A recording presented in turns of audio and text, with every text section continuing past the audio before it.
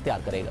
क्योंकि आज the news में शाया होने वाली खालिद मुस्तफा की खबर के मुताबिक सर्दियों के पीक सीजन में के दौरान मुल्क में गैस का बदतरीन शॉर्टफॉल होगा। नवंबर में 444 MMCFD गैस की कमी है, दिसंबर में 717 MMCFD गैस की कमी होगी, जो जनवरी में बढ़कर 961 MMCFD तक पहुंच जाएगी। खालिद मुस्तफा की इस खबर के बाद सोचिए कि अगर LNG के इजाफी 4 कार्गोज आ जाते, 400 MMCFD इजाफी गैस आ जाती, तो बहरान की शिद्दत में कितनी कमी आ सकती थी। और अगर इस हुकूमत ने वक्त पर LNG टर्मिनल लगा लिए होते और गैस पाइपलाइन बिछा ली होती और अहम फैसले और इकदाम कर लिए होते, तो अवाम और इंडस्ट्री इस बहरान से महफूज रहते। खालिद मुस्तफा की खबर के मुताबिक तवानाई कमेटी ने फैसला किया है कि एक और मीटिंग की जाएगी जिसमें स्पॉट पर LNG कार्गोज की खरीदारी के ऑप्शन पर गौर होगा, वरना एक्सपोर्ट समेत तमाम सेक्टर्स, जनरल इंडस्ट्री, कमर्शियल और घरेलू सार्फिन को बदतरीन गैस की किल्लत का सामना होगा।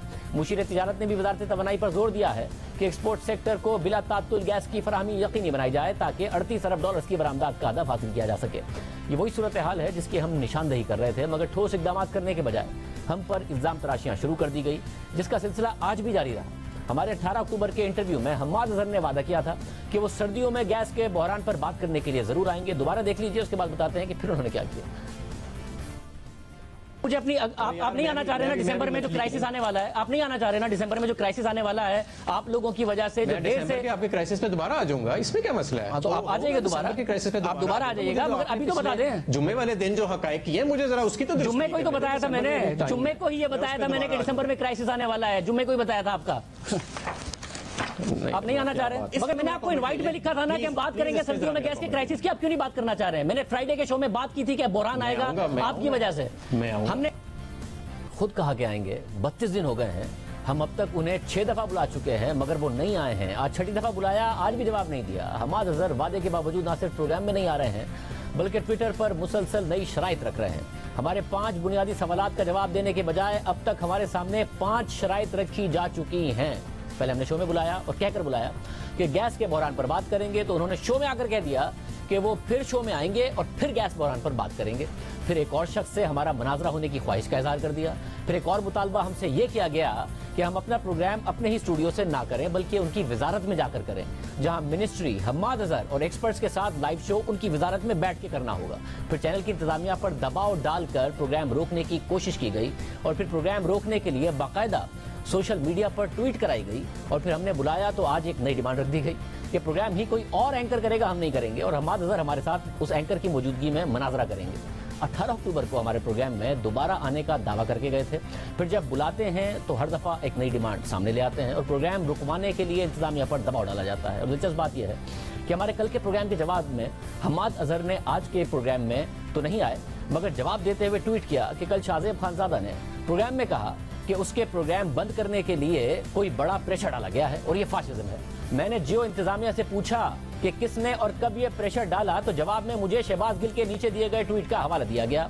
अब यहाँ से एक दफा फिर साबित होता है कि हम्माद अजहर बार बार झूठ बोलकर कैसे अवाम को, वजीर आजम को और खुद तहरीक इंसाफ के सपोर्टर्स को गुमराह करते हैं, क्योंकि उन्हें इंतजामिया ने दीगर चीजों के साथ शहबाज गिल का ये ट्वीट भी भेजा था जिसमें वाज़ेह तौर पर लिखा है कि जियो टीवी की इंतजामिया शाहजेब खानजादा को हुकूमत मुखालिफ प्रोग्राम करने से रोकें। और ना सिर्फ उन्हें शहबाज गिल का ये ट्वीट भेजा गया बल्कि उनके इन अल्फाज को भी हाईलाइट करके भेजा गया और इसका सबूत हमारे पास मौजूद है। यानी हम्माद अजहर ने शहबाज गिल के दूसरे ट्वीट का तो जिक्र किया, मगर उसके साथ जो प्रोग्राम रोकने का ट्वीट किया गया जिसे उन्हें भेजा भी गया और बाकायदा हाईलाइट करके भेजा गया, उसका जिक्र नहीं किया। एक छोटी सी बात पर भी इतना बड़ा झूठ इस बात को वाज़ेह करता है कि कितने बड़े बड़े झूठ वज़ीर आज़म और अवाम से, हता के तहरीक इंसाफ के अपने सपोर्टर से बोले जा रहे हैं। हमारे 5 सवाल हैं, उनका हम्माद अजहर जवाब नहीं दे रहे हैं, बार बार शराइत रख रहे हैं। हम सहाफ़ी हैं, हमारा काम है सवाल उठाना, हमारी किसी से कोई ज़ाती लड़ाई नहीं है, ना ही हम उनके सियासी हरीफ हैं।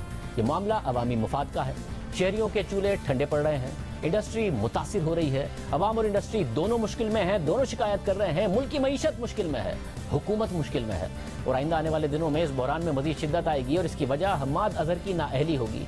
लंबी बहस नहीं है, बिल्कुल सादा बात है, बहुत सादा बात है। हम्माद अजहर पहले 6 दफ़ा हमारे प्रोग्राम में आ चुके हैं, लाइव बुलाया गया, वो लाइव आए हैं और उन्होंने हमसे कभी कोई शिकायत नहीं की है। इस दफ़ा वादा करके गए और बार बार नई शर्त रख रहे हैं। अगर उन्हें डीएसएनजी पर इंटरव्यू देने में मसला है तो वो प्रोग्राम में स्टूडियो में आकर आमने सामने बैठकर हमें इंटरव्यू दे दें, वरना हमारे 5 सवालों का जिस तरीके से चाहे जवाब दे दें, हम उनका जवाब और हकाइक अवाम के सामने रख देंगे। वज़ीर आज़म हमाद अज़हर से ये 5 सवालात लाजमी पूछें, हकाइक खुद उनके सामने आ जाएंगे, क्योंकि गलतियाँ और झूठ हमाद अज़हर के हैं मगर सियासी कीमत वज़ीर आज़म इमरान खान अदा करेंगे। पहला सवाल, क्या नेपरा ने अपनी state of the industry report 2021 के सफ़ा नंबर 4 और सफ़ा नंबर 19 में ये एतराज़ नहीं किया कि एलएनजी प्लांट्स पूरी कैपेसिटी पर इस्तेमाल नहीं हुए और फर्नेस ऑयल से महंगी बिजली पैदा की गई? दूसरा सवाल, क्या यह हकीकत नहीं कि पहले से मौजूद एलएनजी टर्मिनल्स को उनकी पूरी सलाहियत के मुताबिक इस्तेमाल नहीं किया गया? सर्दियों के चंद माह के लिए हुकूमत 14 कार्गोज का इंतजाम कर सकती थी मगर ऐसा भी नहीं किया गया।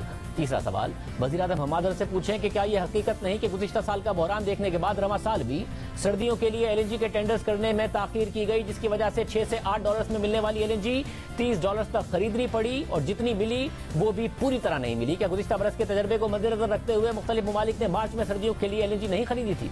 क्या पाकिस्तान को सर्दियों के लिए अपनी डिमांड पहले से नहीं पता थी? चौथा सवाल, 3 साल से जायद हो गए हैं, हुकूमती वज़रा के तमाम तर दावों के बावजूद रूस के साथ गैस पाइपलाइन मंसूबे पर कोई ठोस पेशरफ क्यों नहीं हो सकी? हालांकि बार बार दावा किया गया कि काम शुरू होने वाला है। पांचवा सवाल, वज़ीर आज़म हमाद अज़हर से पूछें कि क्या यह हकीकत नहीं कि 2019 से मुसलसल दावों के बावजूद हुकूमत अब तक कोई एक नया एलएनजी टर्मिनल नहीं लगा सकी, हालांकि बार बार दावा किया गया कि काम शुरू होने वाला है?